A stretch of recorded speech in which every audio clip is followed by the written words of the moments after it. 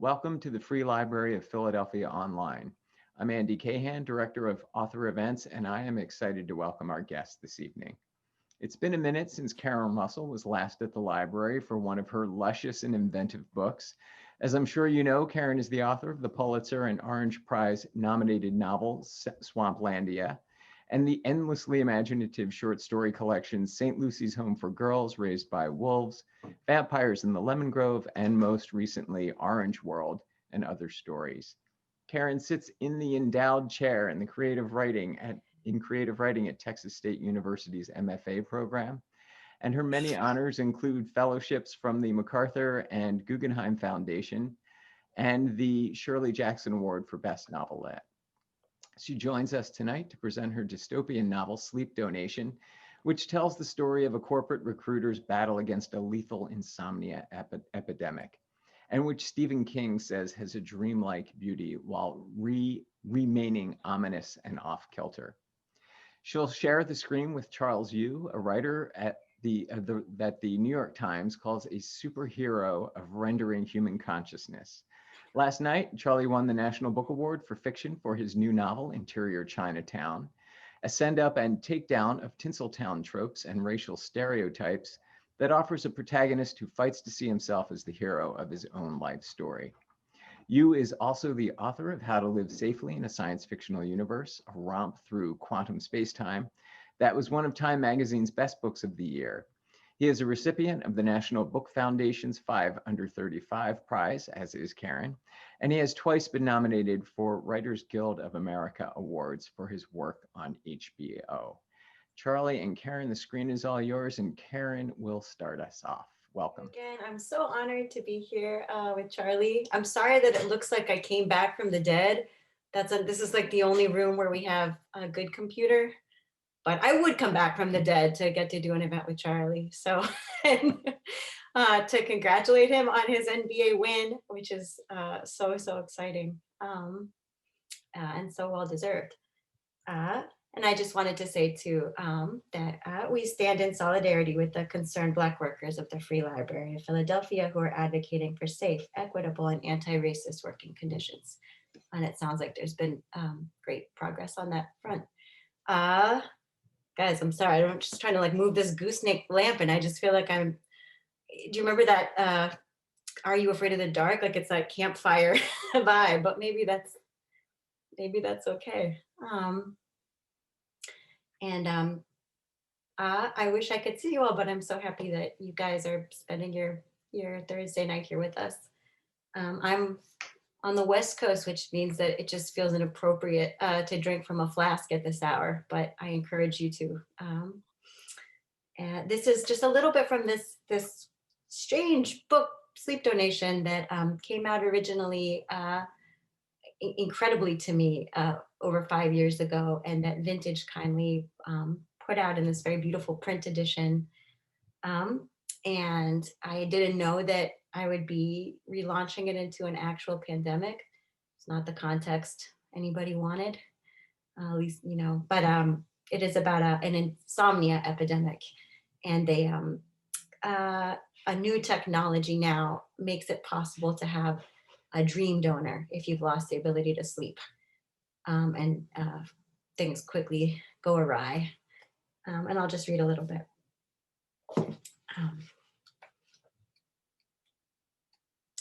The sleep van.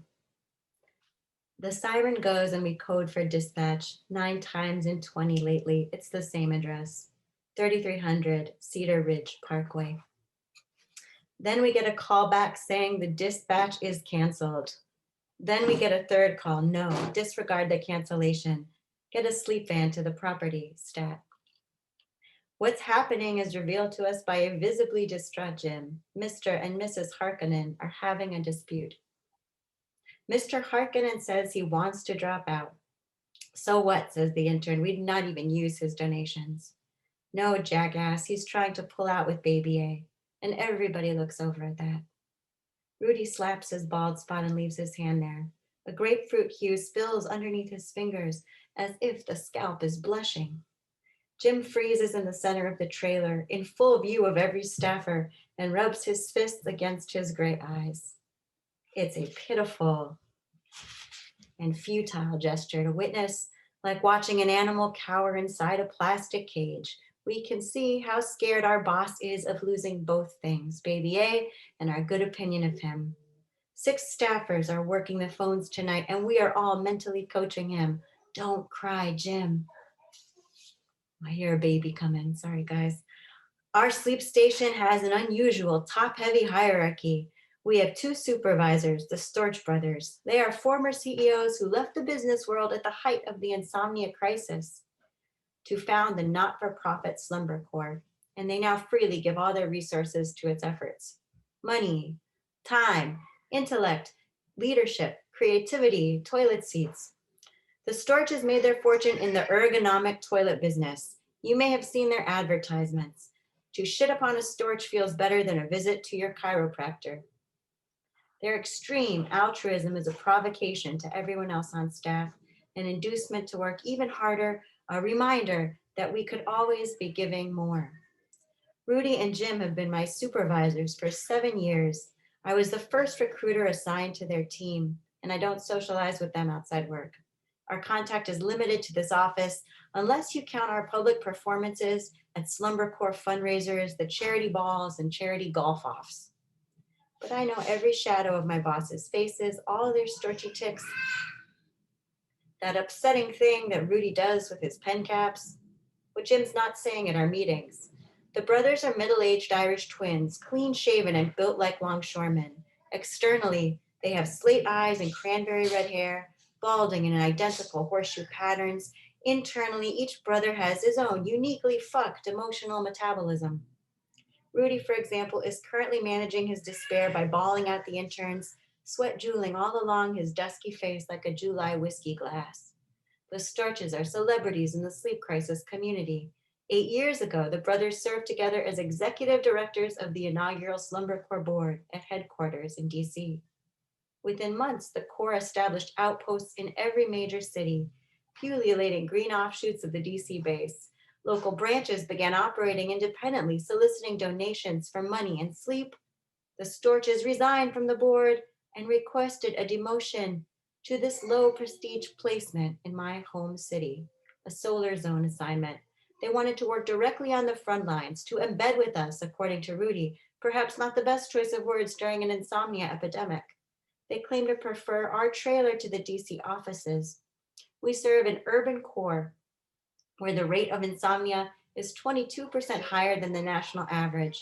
Our Pennsylvania city has one of the greatest REM deficits on the East Coast. Although we are certainly not the worst, Tampa riddlingly currently leads the nation in new cases of insomnia. The governor's budget cuts in the Sunshine State have meant the Floridian sleep scientists remain stalled at the Dango figure stage of their research. Hundreds of our old neighbors, friends, coworkers, and teachers are new insomniacs. They file for dream bankruptcy, appeal for aid, wait to be approved for a sleep donor. It is a special kind of homelessness, says our mayor, to be evicted from your dreams.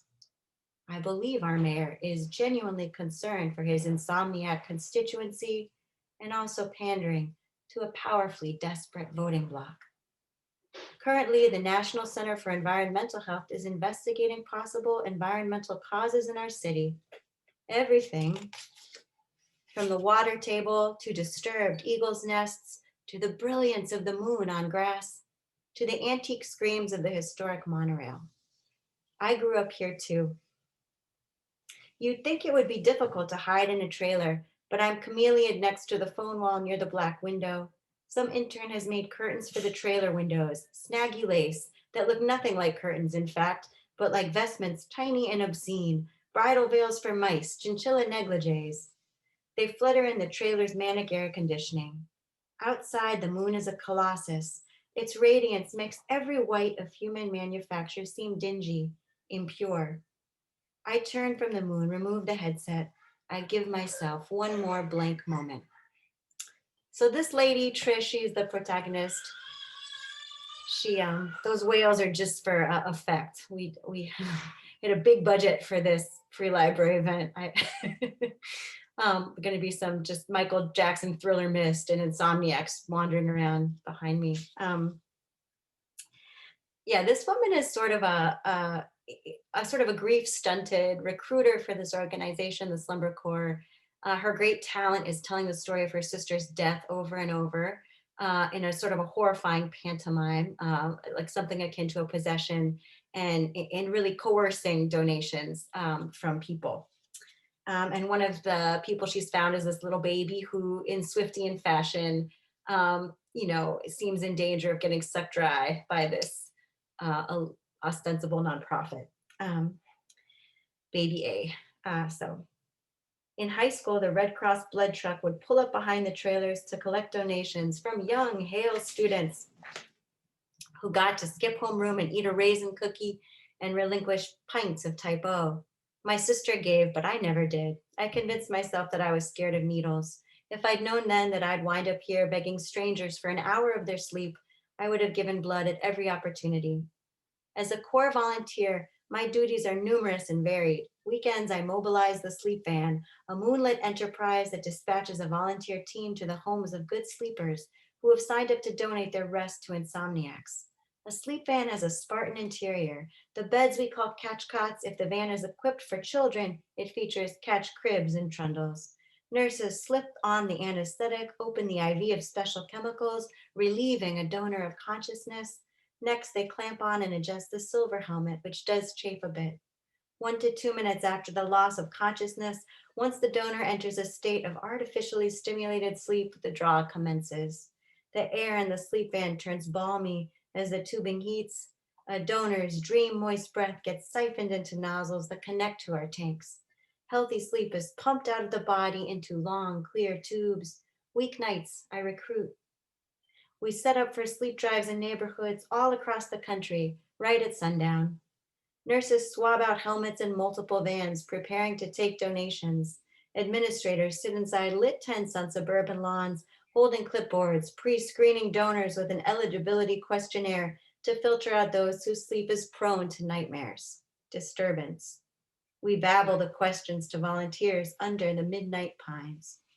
When was your last full night of deep, unbroken sleep, ma'am?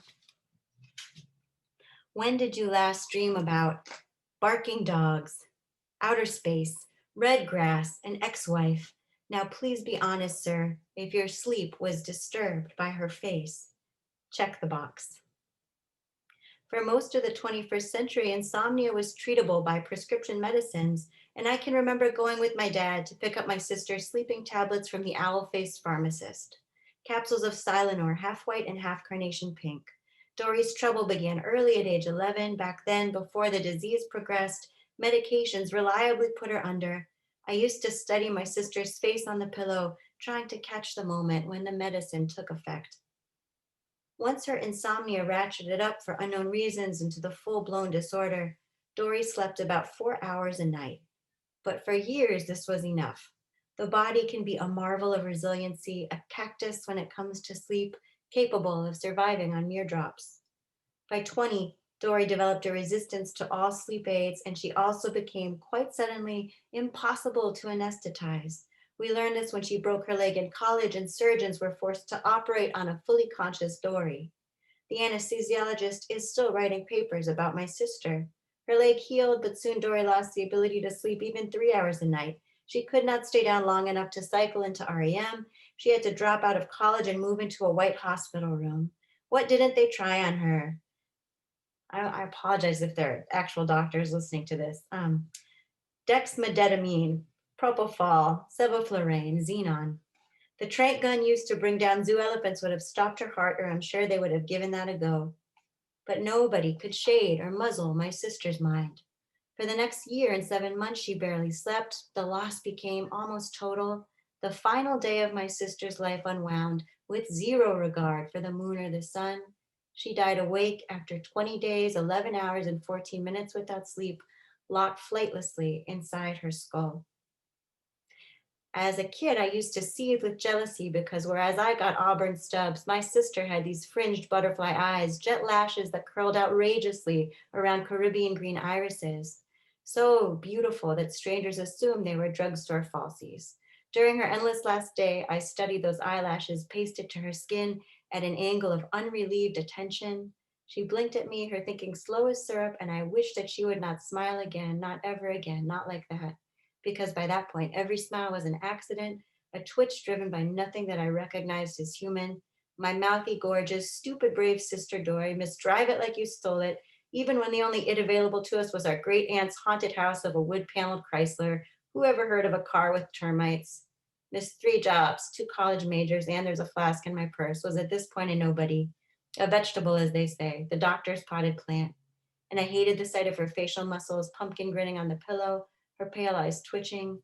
And I hated watching her go speechless under the conglomerate weight of so much unrelenting looking and thinking and listening and feeling, her mind worn thin by the sound of every cough and the plinking moisture of every raindrop, these noises exploding like grenades through her naked awareness, her mind crushed in the end by an avalanche of waking moments. Once sleep stopped melting time for Dory, she could not dig herself out. She was buried under snowflakes, minutes to hours to months. The official cause of death was organ failure. I know that does not sound like much on paper. Okay. This book, I hope, also has some funny parts. I don't know why I just chose to read you guys absolutely the grimmest intro. But I promise there's some whimsical stuff in here. This is a, that's baby A. I don't know if you, I'm sure, you know, if I was a little more tech savvy, I think I could get the pictures up there. But I really, I'm so eager to hear Charlie read and get to talk to Charlie. So I don't want to go on and on, but I had a really good dark fun writing this book. I thought it would be a satire originally, kind of a Swiftian satire about a rapacious economy that steals dreams from children. And then it turned into something a little more earnestly anguished and weirder than satire, I think. But yeah, I'm excited to talk to Charlie about what humor can do. Sitting here smiling at you. I'm so sorry. No, thank you for staying on screen with me. That would have been like a weird Beckett play if you had left.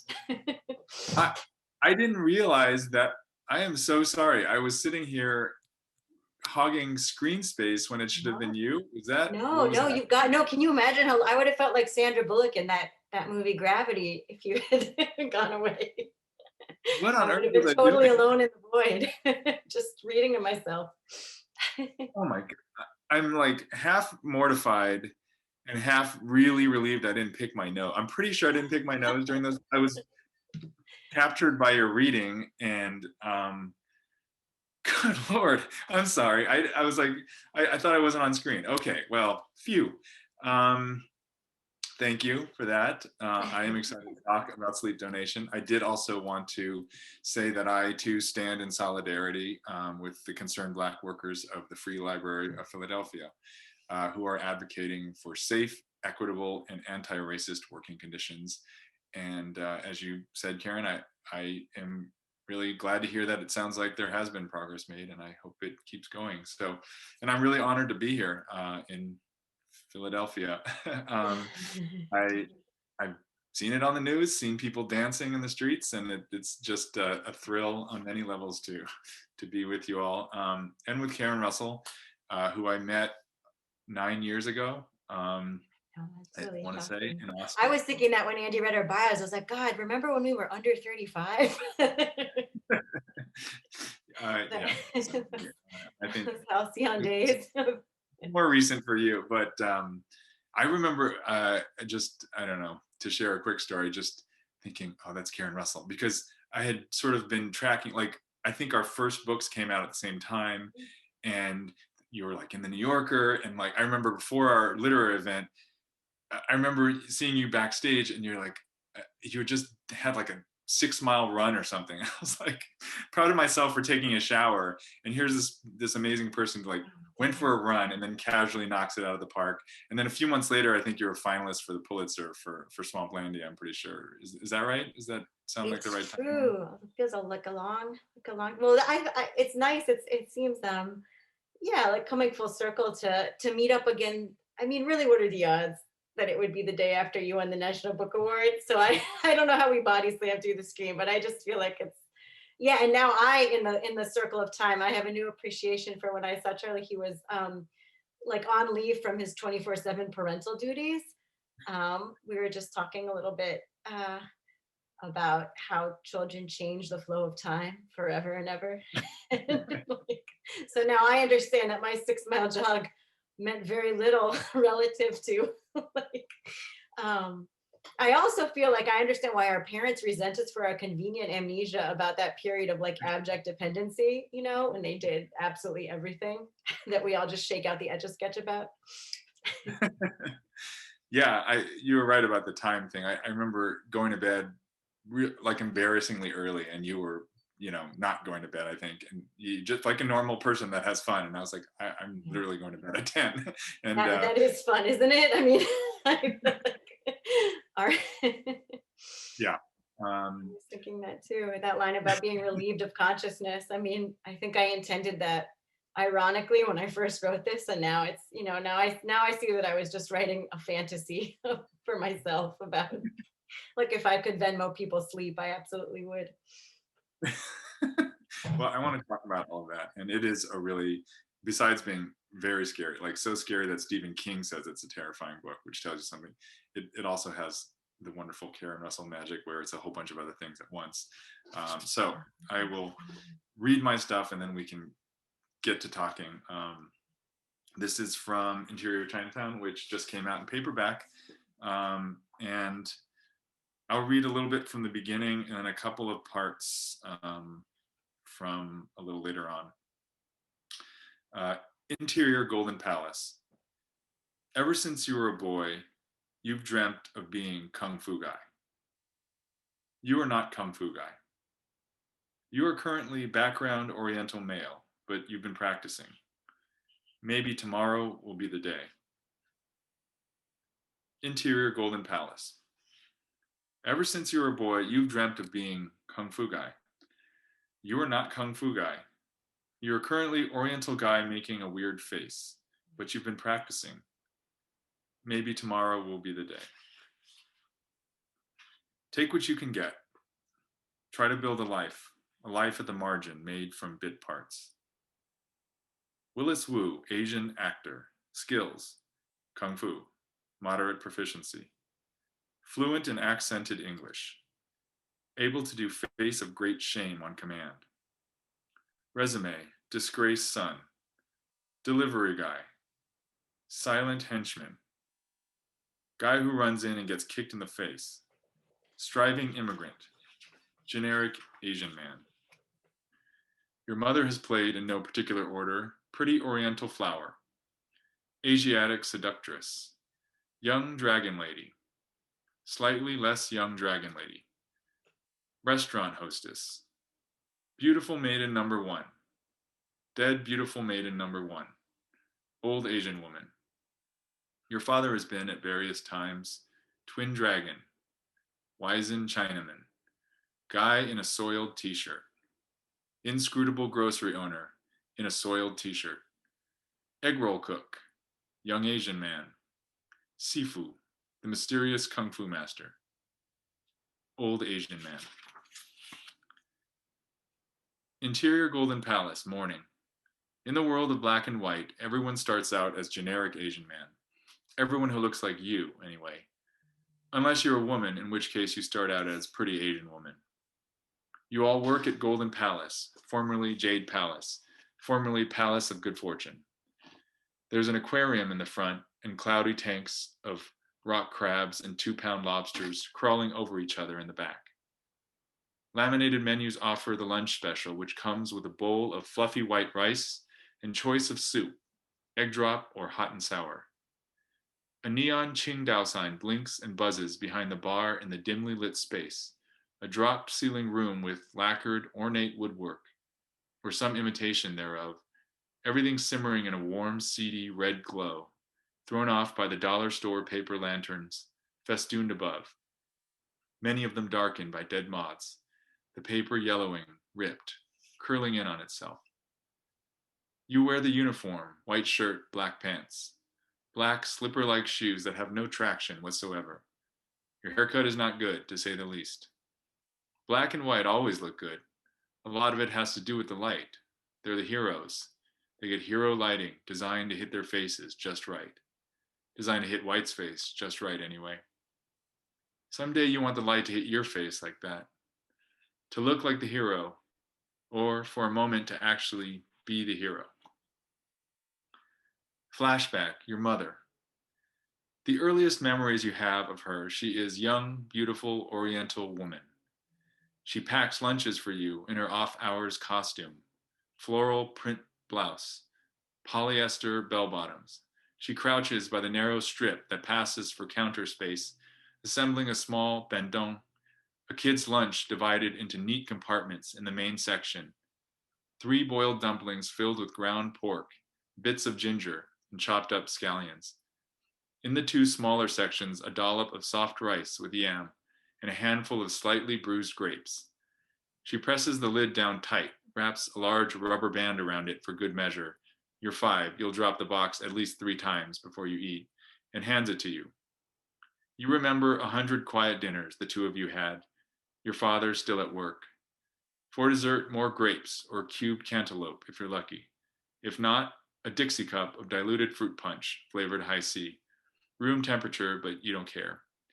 You sip carefully, savoring each taste, and then when it's almost gone, turn the cup all the way over until the last stubborn drop makes its way down the waxy inner surface onto your tongue. You take the last bite of your dinner and announce that you're done. I'm full, you say, but in truth, you want a little more, and your mother knows it. She feeds you from her bowl. This close, you can smell her breath, sharp and almost sweet, vegetables and garlic, telling you stories about how she first came to this country, her dream of what life would be here. And then the last little bit, because we always have to have karaoke. It's karaoke time at the Golden Palace Chinese restaurant. Old Asian man is on the mic. Everything goes silent while he adjusts his glasses, wipes his forehead, takes a sip of water. For my friend Fong, he says, and begins singing John Denver. If you didn't know it already, now you do. Old dudes from rural Taiwan are comfortable with their karaoke, and when they do karaoke, for some reason, they love no one like they love John Denver. Maybe it's the dream of the open highway, the romantic myth of the West, a reminder that these funny little Orientals have actually been Americans longer than you have, know something about this country that you haven't yet figured out. If you don't believe it, go down to your local karaoke bar on a busy night.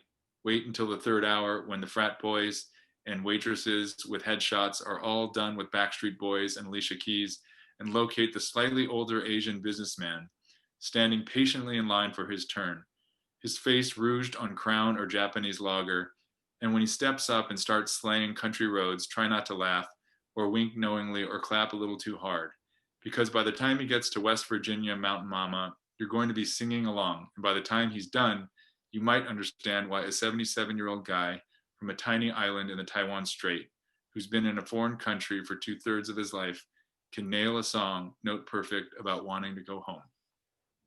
Thanks. Thank you so much, Karen. I'm just going to throw out a couple of general sort of flying high questions, and then you guys can tee off from there. This first one's a bit loaded. Can you each talk about how the imaginative worlds in your books reflect your sensibility and where you think that comes from? Oh boy. Yes, I think with this is a book that I wrote while I was living in Grays Ferry in Philly originally, and then kind of tuned up a little bit before, again, I knew that this new reality was coming for us. And I think tonally, I really was trying for something that felt like it teetered between whimsy and menace. And I think, let's see, I read, not to copy from Charlie's notes, but I read this wonderful interview a couple years ago with Charlie where he talked about the adjacent possibility. Am I getting it? Sort of things that are not quite this reality but feel adjacent to it. And I just find that is the domain where I really never know what I think or feel about anything unless I'm making a world, unless I'm reading a book or, in this case, trying to write one. And that's where I feel like there's a lot of discovery for me. Um, and Yeah, and I just love things that take place in a slightly altered reality. I feel like it's in those funhouse universes that you can really see something that it's just either so monstrous or unjust or terrifying or sublime that actually, like, locked into your own eye level perspective on a Wednesday, it's just very difficult to perceive it. So I love Charlie's work. I love Saunders, Octavia Butler, N.K. Jemisin, these people that can kind of make worlds that feel to me like these deep seas you can sort of swim in and dream in, and um, you come back, you see things a little more freshly. So that's sort of that's what books have always done for me, and I think writing them and reading them, that's also what I kind of hope for. And like the best case scenario is you come back incrementally more awake um, to sort of some of the really deeply mysterious and troubling aspects of this reality we share. That so much of what Karen said resonates with me as well. I think with this book, but with other books as well, I've always liked playing with form, and I get interested when I find a form, but then I can hear the sentences that will sort of come out of that form, and I get interested in a new vocabulary, or even a new sort of like syntax where it's just making weird word combinations that are fun to play with. I think start to one of the great things about Sleep Donation is that very thing where it's like this job, and it's like, what is this job? and what is this economy? And sleep as a commodity is just such an amazing idea. And I just love that. When you sort of, as Karen said, when it is adjacent to what we know, but then turned a few degrees, into something that is unfamiliar, and that border between those things is what really gets me excited. Well, Charlie, you mentioned form, so I want to follow up on that a bit. Can you talk about using the screenplay form and just the pros and cons of that structure within a novel? Yeah. I wrestled with it because I didn't know if I really would want to do it. The passages I read, you could tell they're in second person, which the novel is in second person. And I also didn't know if I wanted to do that. But ultimately, I like the flexibility of you because it's sort of Willis Wu, who's the protagonist. It's his internal narrator on some level, but it at times shifts into something else too. But it's really us getting to hear some version of what he thinks the story is being told to him. And I just like the idea of like a character who's trapped in a story that's not of his making. So how does he navigate his way through that? And yeah, Chang Rayleigh has a novel on Such a Full Sea where he uses, so basically I'm admitting that I sort of stole that, but he has this kind of flexible that at times just takes on so much kind of richness and complexity. So I sort of borrowed that, and yeah, the screenplay, it was like, do I really want to do this? And then it also means the book is going to be in Courier if it's done right, which the people at Pantheon do everything right. So they're like, yeah, of course, you made your bed, you have to sleep in it. But no, they made a beautiful object out of something that is in Courier font, which I, like probably many other people, associate mostly with like, term papers that are done the night before. How do you make a 8-page paper out of 1,500 words? I saw, Charlie, that you thanked. I love your acknowledgments. They're also like my favorite ever because it is sort of like roll credits, and people that really deserve like a standing ovation, I feel like rarely get acknowledged, like the copy editors, or Anna Kaufman helped me also make Sleep Donation this beautiful work of art, and the designers, the person who found that perfect font, and it takes so many people to make a book. It's and yeah, I love seeing them when the credits roll for Interior Chinatown. Yeah, thanks. It's true. We have Anna Kaufman. She was like instrumental in shaping Interior Chinatown as well. She really was. Rules. So If you're watching Anna, or someone who knows Anna, tell her we love her. yeah. Can I follow up with you, Karen, on a similar question? Like just the way Charles used a script. Did sort of pandemic world as sort of an arc that you could follow, did that guide or open or limit what you thought you could do? Yeah, I think that often for me, like I think that it's not actually probably as sophisticated as my now 3.5-year-old, the way that he tells stories, which is really the way that I read also. It's like, what would happen if? So part of the pleasure of it in the beginning anyway, um, I think the stories that fail for me, I sort of have these like hyper developed ideas about what they're supposed to be doing, or I decide, oh, it's gonna, and the ones that are the most fun to write anyway. I don't, who knows how readers receive them, but it's where it's something, there's something I want to discover too. So it's sort of like this, the constraint, it limits something, I guess, right? You can't sort of be endlessly digressive if you're in this emergency lighting of a pandemic, as I'm now learning in 2020. But I think, there are sort of these secondary crises that develop, and sort of thinking about, well, what if the sleep supply was tainted by a nightmare? And that had a different resonance for me when I originally wrote this. I was just thinking about how porous our world is becoming, and actually how quickly information can travel. So we have, on the one hand, this sort of accelerated connectivity. And also, I mean, this was, I think a little bit before kind of fake news and these, what we're sort of watching happen now, or, there is sort of almost like a secondary epidemic of misinformation. Um, that can really proliferate quickly because of the amplification potential of our devices. So but I was really thinking of it almost like that, okay, so you have this great glowing mind that's wired together.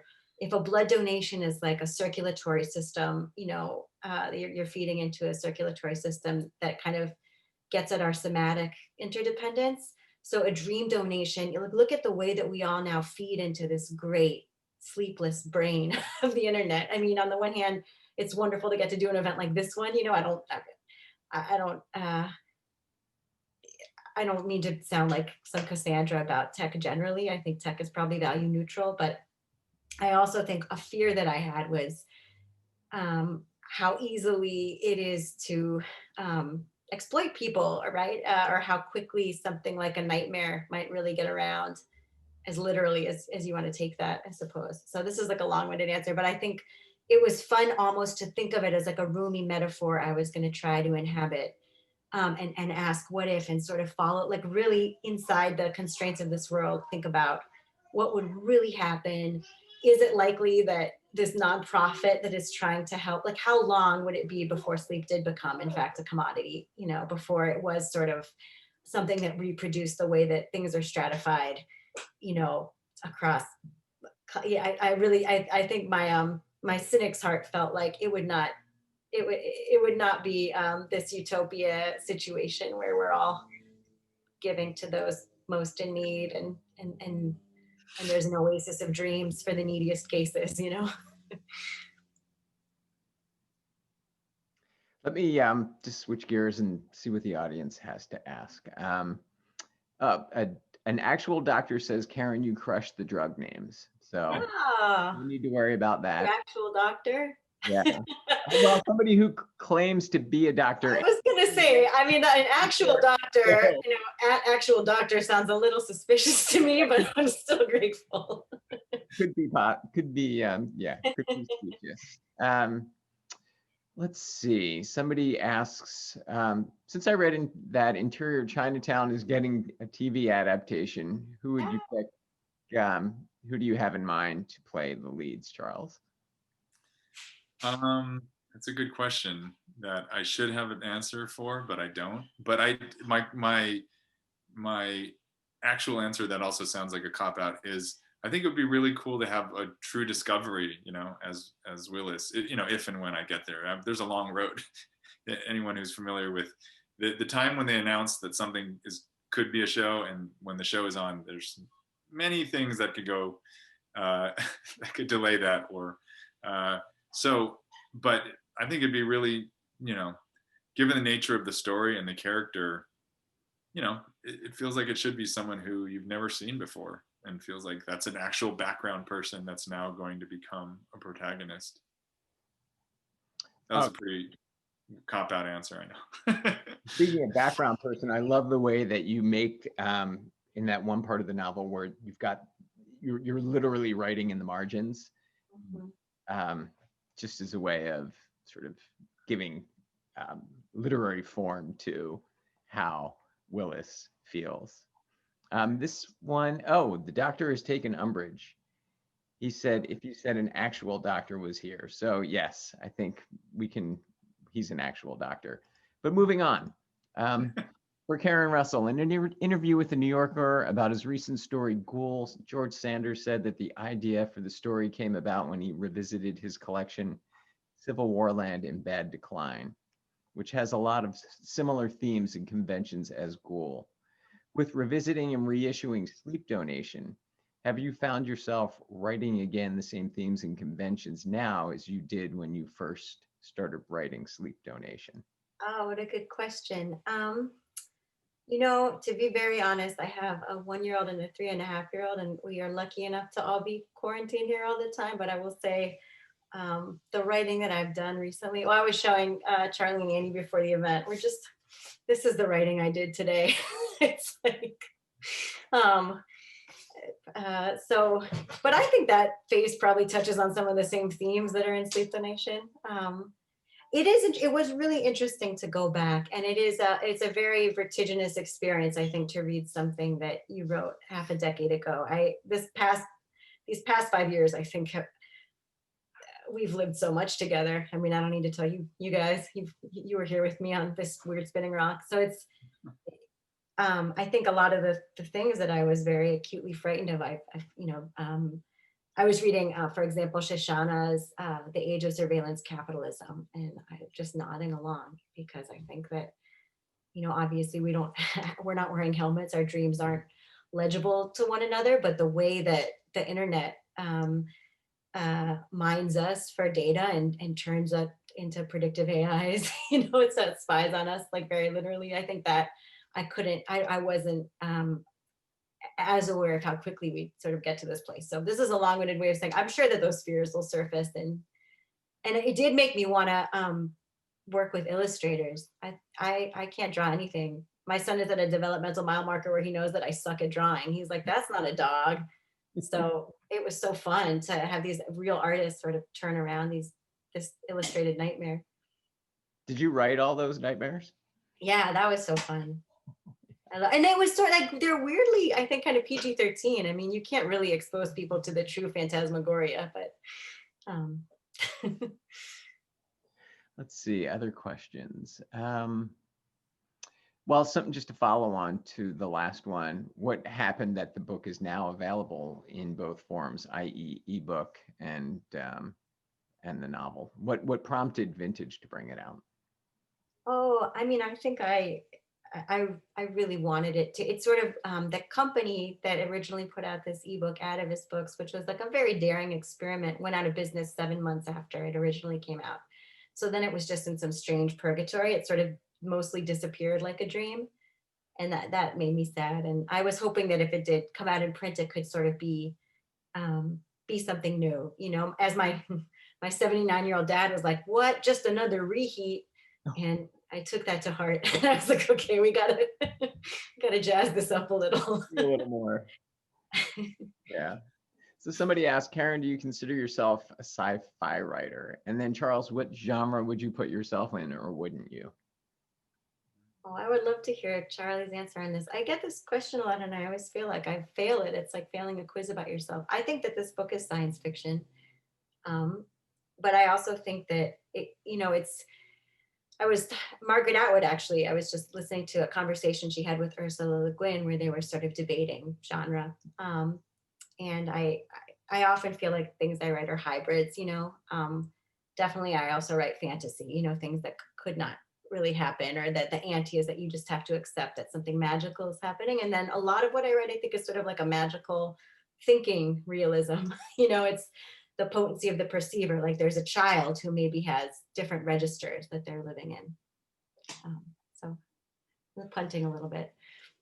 No, I'm going to steal from you, Karen, because I think you said something, even as you were talking, you answered the question for me in a way that it's just, there, a particular work might be classifiable, I guess, as science fiction, but I guess, at least speaking for myself, I don't sit there thinking, what kind of, what kind of thing am I going to try to make now? I don't like pre-label it, and I don't think from like thing to thing there's no real continuity. It's like continuity is like whatever's sort of bubbling out of the subconscious, not kind of a, I'm not extruding pellets of fiction, extract whatever I can out of it. Let's see, another question from the audience. Somebody wants to know when you both got the ideas and what kind of research you did for the books. I'll go first so Karen doesn't have to keep going first, which I so appreciate. But I did some research. I struggled with this book for a long time. I started writing it in either 2012 or 2013. And I only say that because I started writing this book several times, and I actually wrote many versions, some of which were completely scrapped. Like there's versions of this that are not recognizable. So, and it was 2017, a few months after the president got elected, that I found a new urgency for wanting to write this book. I wanted to write about immigrants and assimilation. And I think before I was doing it as a kind of gauzy, somewhat magical realism. I didn't really have a very good idea of what I was doing. And maybe that was part of the problem, is that I had a kind of label on it. And I was like, well, this is kind of the space this is in, but I didn't know. And then I think the form and the voice of like this version took hold after,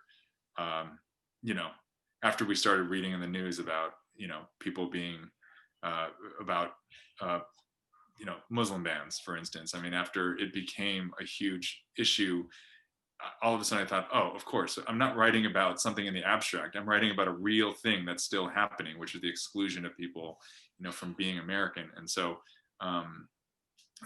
that's sort of when it took form. I don't even know if I answered the question, but I tried. Can I ask Charlie a question? Oh, I have to answer too. I'm sorry. Yeah, please do.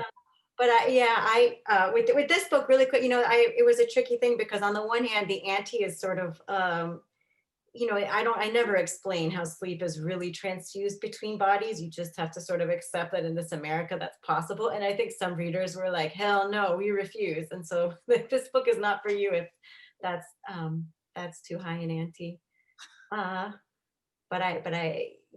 So if you're expecting that somehow there's some like neurochemical explanation for how the dreams move from one to the other, there's not. I'm sad to say. And I also had a dinner with Ted Chiang before the world shut down, where he kindly reassured me that even if there is some kind of technology that can reproduce, use read sort of how neural networks are communicating and reproduce what you're sort of seeing while you sleep, it will still be very grainy. I think he was just letting me know that this didn't seem like something to fear in our lifetime, that people could go to like a movie theater and watch your dream, which would just be like a torture punishment, right? I would never want to subject anyone to that.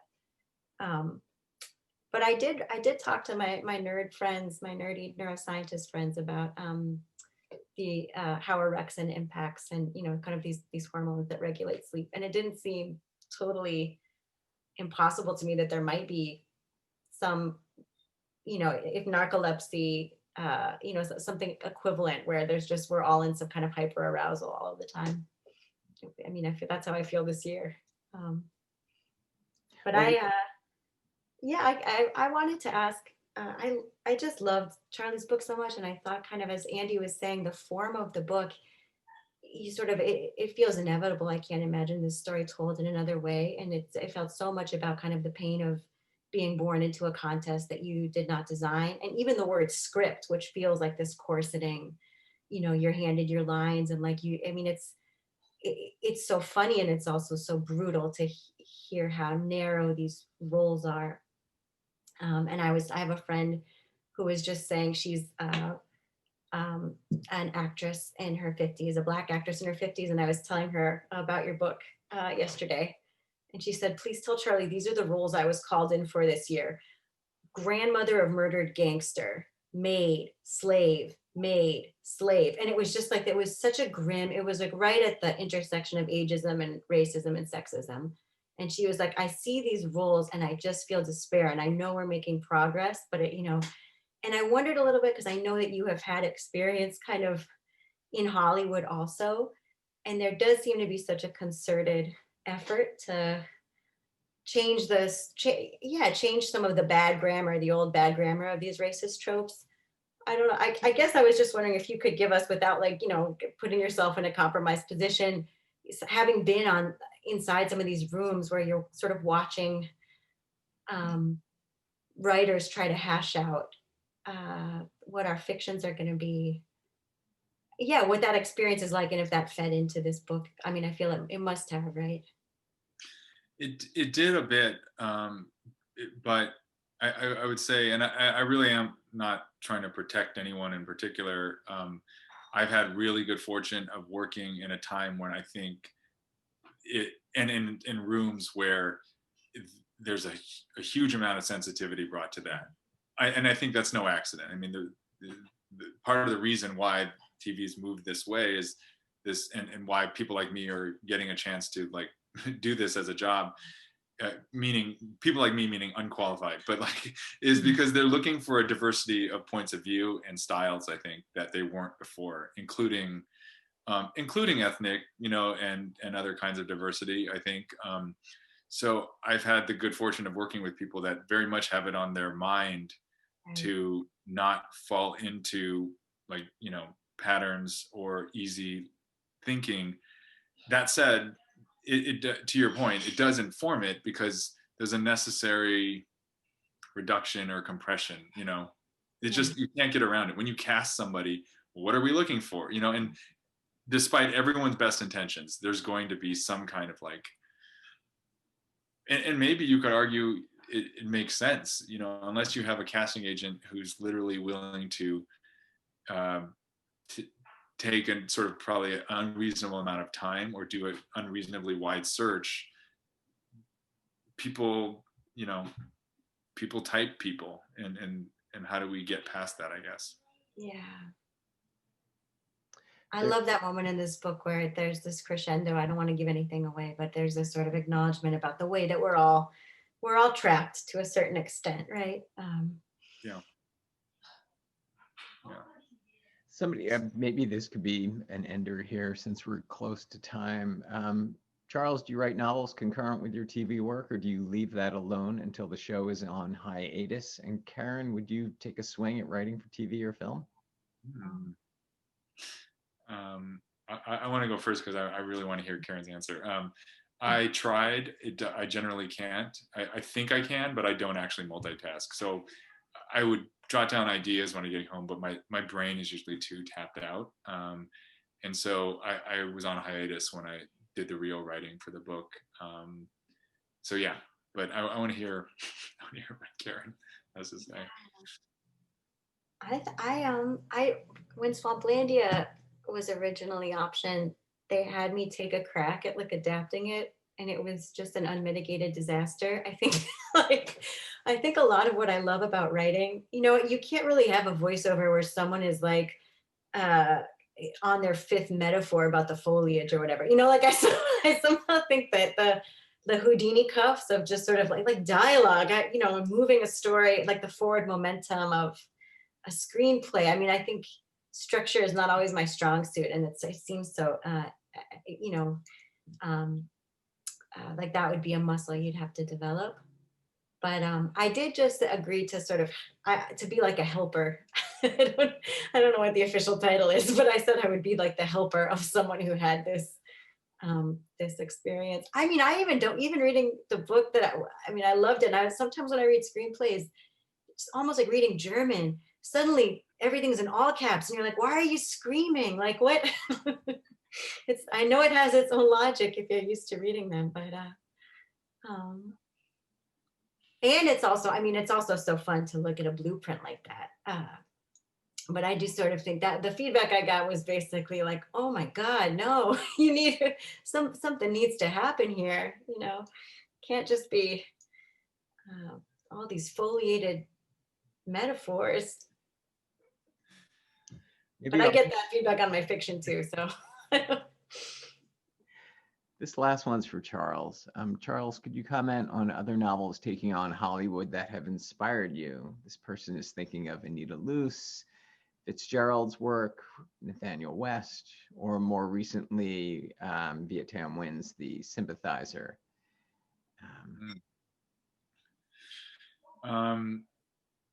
Before I answer that really quick, I was like, how do I work this in?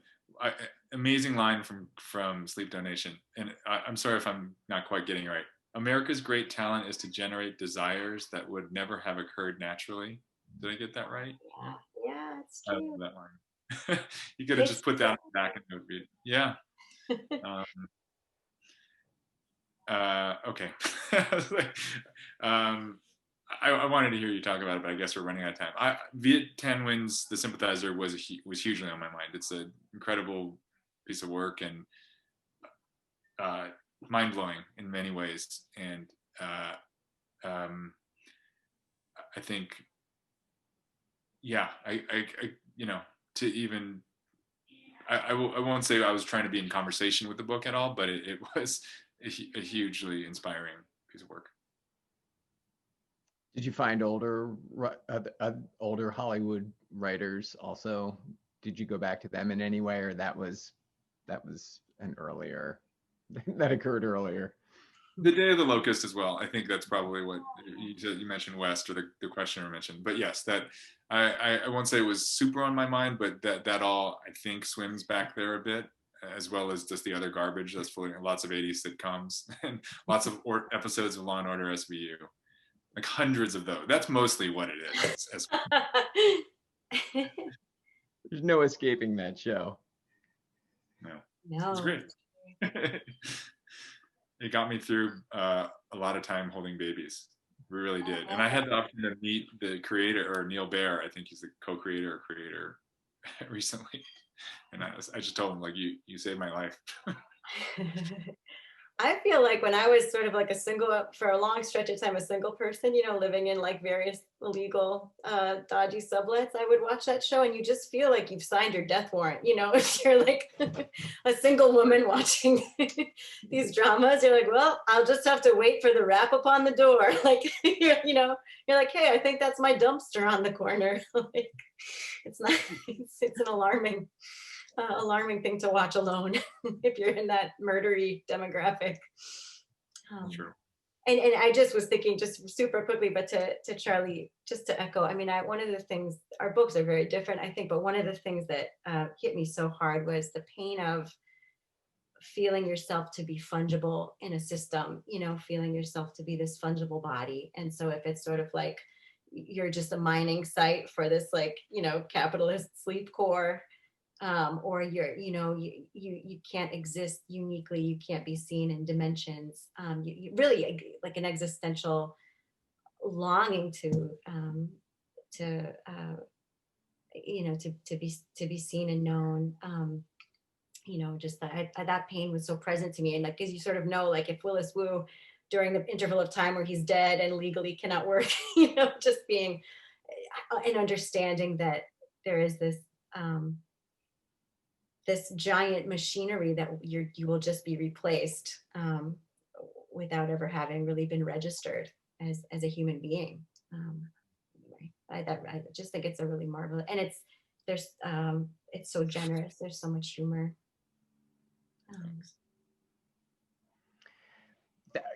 Thank you so much for saying that, Karen.